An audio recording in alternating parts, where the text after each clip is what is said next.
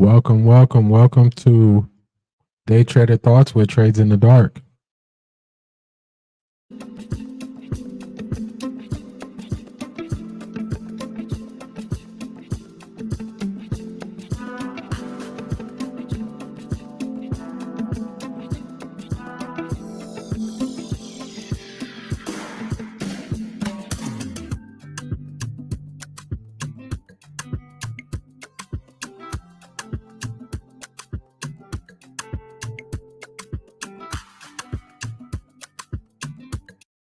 All right, just wanted to play some upbeat music, kind of get you in the mood for just a quick podcast. I'm no different than any other trader. The weekend, I think about trading. I think about things I could have done better in the previous week. I wonder what other traders are doing over the weekend. Are they hitting the charts? Are they looking up new strategies? Are they replaying everything they did that week in their head? Are they feeling comfortable with how the week ended? So I'm no different than anybody else.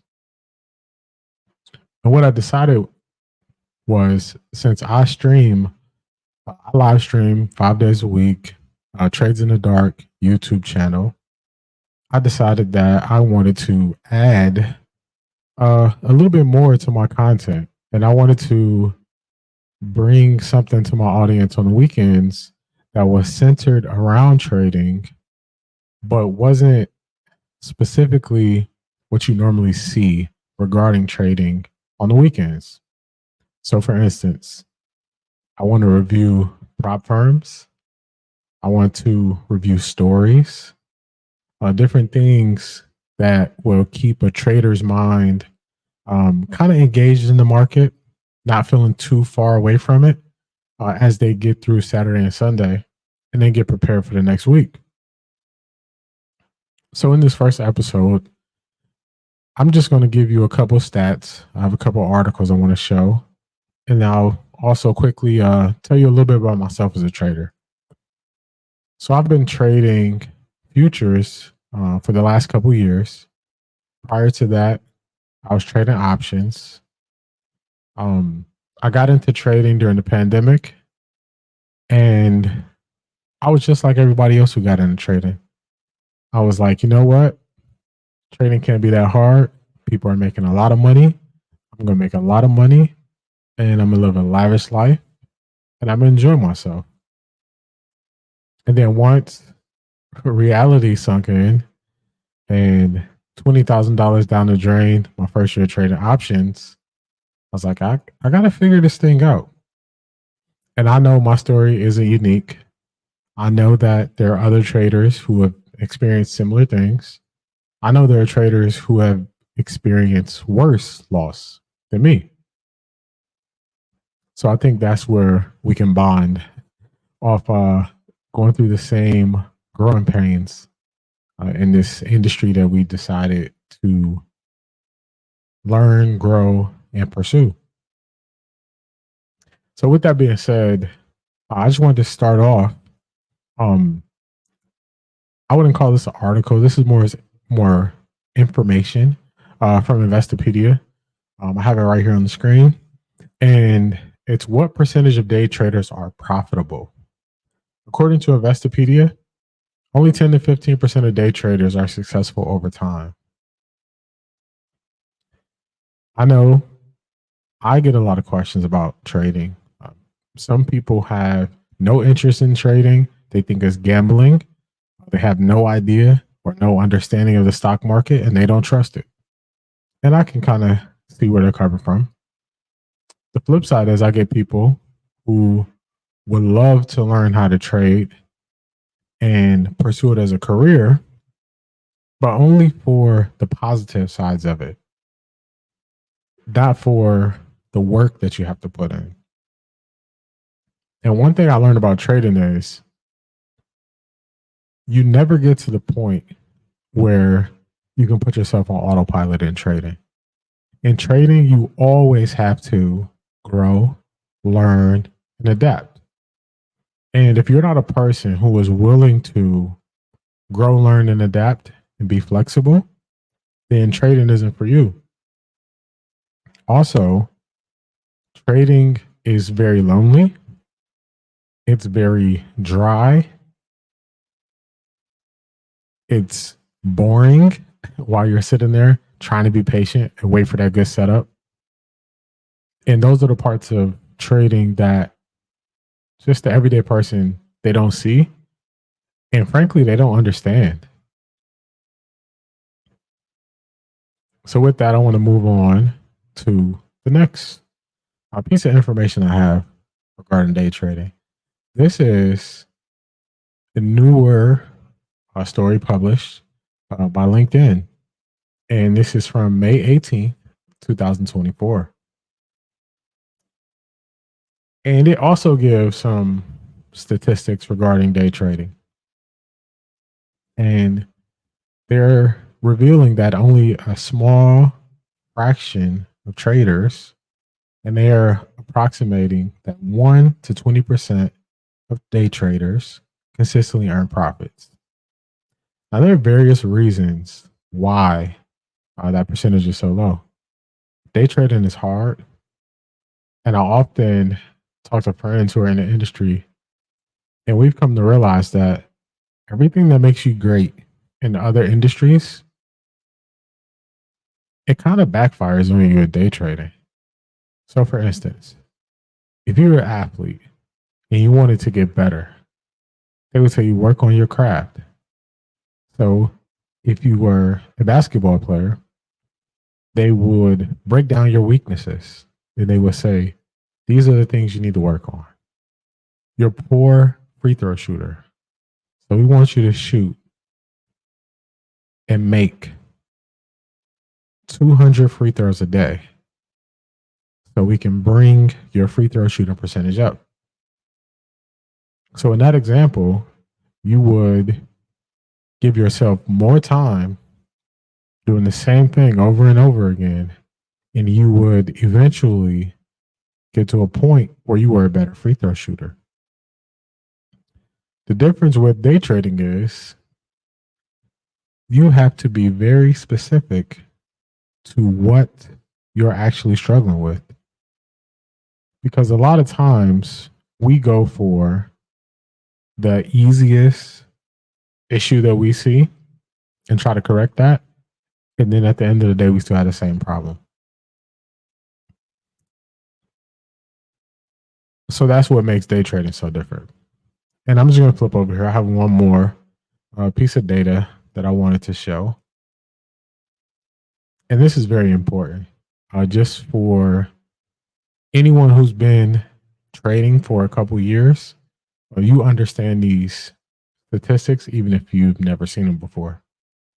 And according to what's the big data, around 80% of traders quit within a couple of years. Now, just for this first point, my anecdotal experience, I have seen a lot of traders come and go. I've seen a lot of traders come into, especially options. 2020 to 2021, there were new options traders. There were new gurus that came into the market, and you couldn't tell them anything. They were on top of the world. They were making a lot of money, and they thought they knew best. If you look back to that time now, 2024, I would say probably 95% of those traders are no longer in the market. And according to what's the big data, only 1% of day traders make a profit. Now, why am I going over these stats? I'm going over these stats mainly to show how a new trader could potentially avoid a scam. And I know that we want to believe everybody has our best interests, but as you grow older and wiser, you realize a lot of situations, people have their own best interests and they hold that above yours. So I often see commercials on YouTube, on Instagram, of traders explaining how they have this one secret. If you buy their course, you take their classes, you will become successful. And that is the biggest scam that you'll ever run into in the trading market or trading in the stock market. Because if there was one secret, I'll use that 80% of traders would not quit within a couple of years.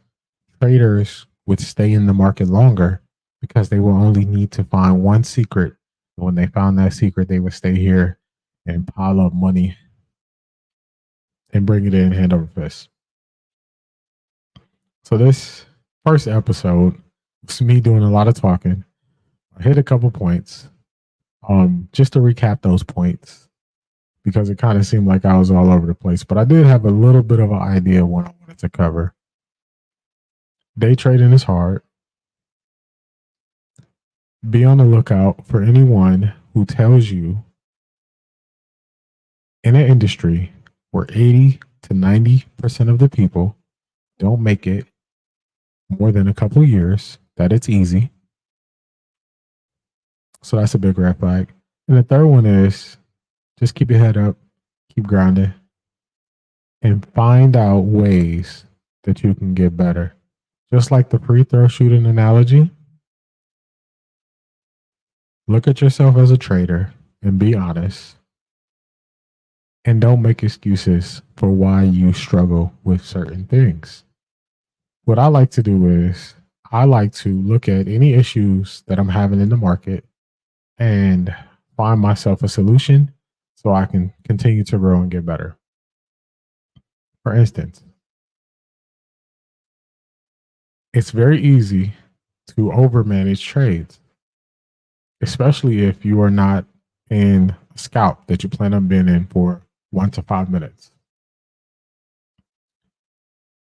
So since I struggled with this problem in the past, I've made reasons why I exit a trade very concrete. So if I enter a trade, and I like to trade the NQ in the futures market, the NASDAQ, if I'm trading a breakout and it doesn't break out and go my way right away, that is a reason to exit the trade. If the trade is going my way, I have set amount of points that I want to see it go in my direction before I move my stop loss. So for instance, if I'm trading the NQ and I'm getting to a breakout trade and my risk is 2 to 1, so I'm risking 18 points to get 36 points. When I'm in the green, 10 points, I move my trade to break even. So regardless of what happens from there, if all else fails, this will be a break even trade if it doesn't continue to go my way. I don't move that stop loss into a take profit until it moves my way another 10 points. When it moves my way another 10 points, then I move my take profit to plus 10 points. And I do that repeatedly until it either hits my new take profit that I'm moving as it moves with me, or it hits my overall take profit, which would be 36 points. And that's just one of the things that I've done to limit the amount of uncertainty that I'll have when trading.